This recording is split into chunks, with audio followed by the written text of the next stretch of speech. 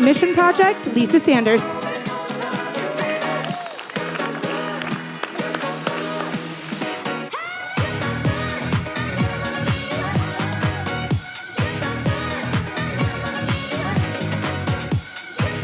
Hi, everybody. Hi. I am so blessed to be here, and I never thought I would take a chance to do anything like this. I've dreamed about it since I was a little girl. I like to say that your mindset shapes your journey. Faith shapes your outcome.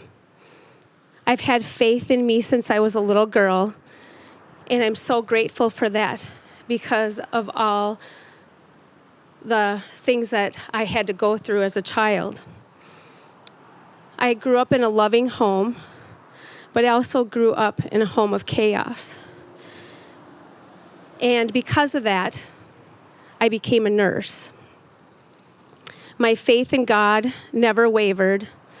I would sometimes wake my mom and dad up and tell them, it's time to go to church. You need to drop me off. I have to be there with my peers. And I felt like I've always felt a calling as a little girl. I became the president of my youth group in high school at a big, I graduated with 850 people.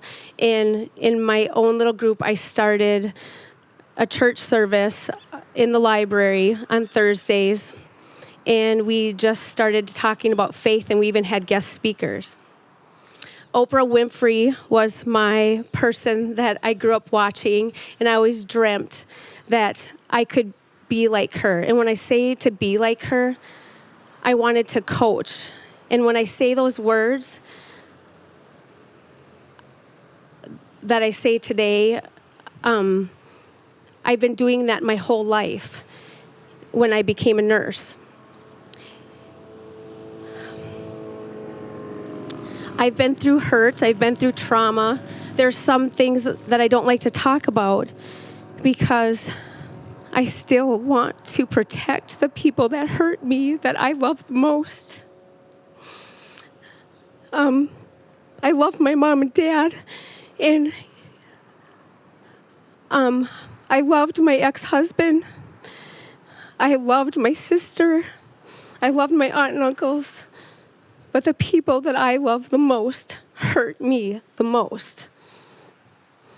And that's why when I talked about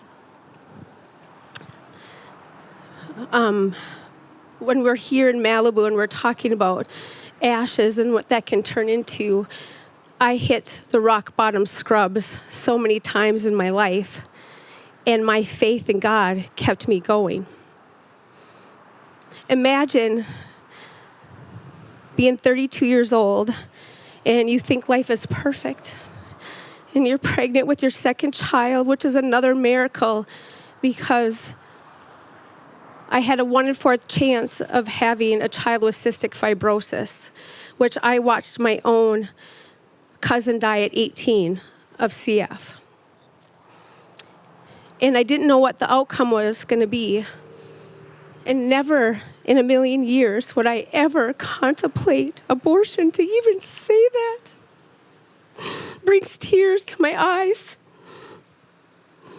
And I wasn't put in a position to think that because I took the chance and had an amnio, and my baby girl, Grace, is not even a carrier.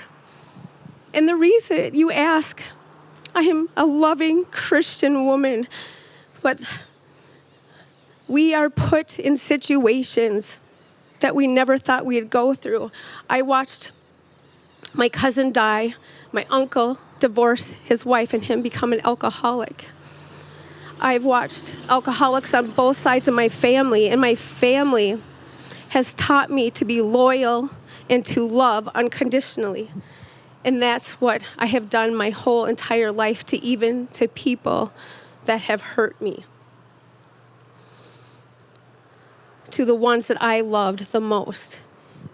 And to all of you out there, if you've been hurt by family members that love you the most, do have to say thank you to my mom and dad to showing me loyalty, because if I didn't stick around to see what the outcome could be and my faith in God and believing in him, my parents to this day, I love them so much. And I'm grateful for who they are and understanding why they did the things they did when I was little, because the questions that I could ask.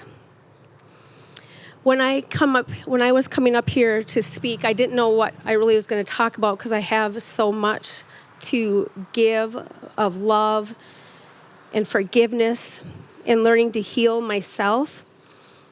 So there's addiction in my family. My addiction is to making sure that everybody else is okay and putting myself last. To fill that hole, I became a nurse. To fill that hole, I made sure that everyone around me was okay. And that's why I became a good leader as a charge nurse, because I made sure that my team was okay to do their job. And if people would talk about me, if they had to describe me, they described me as a pit bull or a golden retriever. I'll do anything for you, but if you hurt my loved one, I'll be an advocate for the patient, for the doctor, for the nurse, whoever it may be. If you hurt somebody, I will become a pit bull. And I've had to learn to do that for myself. And this is when it all started, the day COVID hit. I can't tell you how many people that I saw die. I can't tell you how many times I did CPR. Every single day. I had 7 people in my life die in that period for me personally, and one of them being my grandma. And I couldn't be there for her because they wouldn't let me in. So what I did with that is I became the person that was there for my grandma. I became that person for other people in the hospital when they couldn't come in to watch their loved ones. I sat with their loved ones. I would not let anyone die alone. I prayed with them. I hugged them. I kissed them. I would kiss their forehead, and I would show their family as they watched their family member dying and struggling for air. And this is where my life began. The things that I went through in life to make sure that other people were safe. It wasn't me being cheated on. It wasn't me watching family members destroy each other with alcoholism. It wasn't me protecting my sister who was sick every single day, and my parents did the best they could, but guess what? That landed on my shoulders too. I had to take a bucket and put it on the bus and save her from people listening to her throw up every single day, and we didn't know what the problem was. And I carried that burden as a little child and had to become a parent. And this is where I can help coach other people, because I've seen it and I've done it. And during COVID, what kept on whispering in my head was, you are still young. You need to travel and see the world and use your voice. So that's what I started to do. I climbed my first mountain, Flatiron, in Arizona. It took me 5 hours. I was not at my strongest, mentally or physically. But every step I took, I found myself again. And I could breathe. And I'm like, I'm going to do this. At one point, I looked up. I've had miracles through my whole entire life, and that's why I keep going, is the miracles that I learned as a little girl and growing up. And when I was on that mountain, someone came down. The girls ahead of me, they were way ahead of me. They didn't take the time to make sure I was okay. I had to do it on my own again. So this man out of nowhere came, and he put his hand out, and he goes, do you need help with your next step? And for the first time, I said, yes, I will take your help for my next step. For all of you that struggle out there, you don't have to do it alone. You just need to look for that hand that reaches out to you at that moment to help you take your next step. I made it to the top, and when I made it to the top, I did this, and I looked down, and I'm like, never again am I going to be afraid to have the conversations.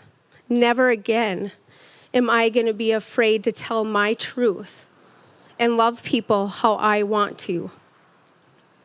When I came back to the hospital. They saw a new charge nurse. I became bold, I became strong, and more loving.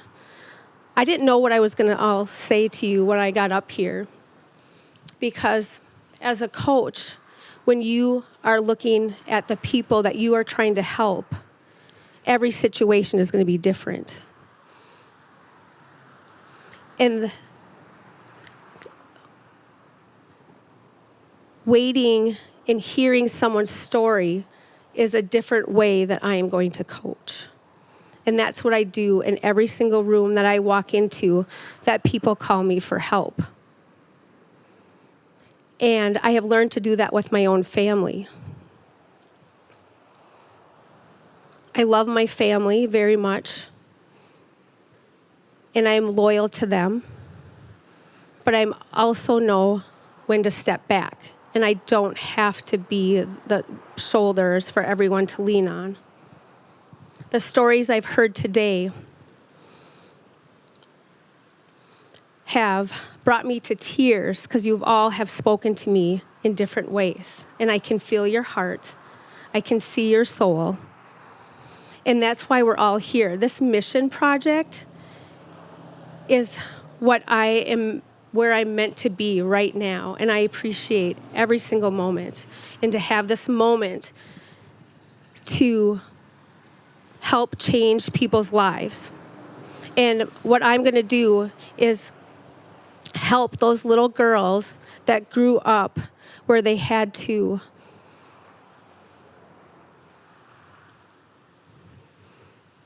be an adult at a young age. And when they talk about, when everyone says you need to journal and you need to say it out loud, you really do. I had all my diaries since I was in second grade. And if you saw what were in those diaries, you would never guess how I would turn out. But I had God's faith even as a little girl. I read the Bible, started in junior high, and I finished, I think my first year of college, I read through the whole thing, and I read parts over and over again, and I'm reading the Bible again as an adult. My faith in God has shaped my outcome. I had the courage to walk away from a marriage. And I did stay because of the kids and my vows. But I knew God had a bigger plan for me, so I had to step away. And now, because I've had the courage to walk away and tell my truth to different family members, I have become a stronger woman emotionally, and I will not let people step over me again. And I want to teach that to other people. Thank you.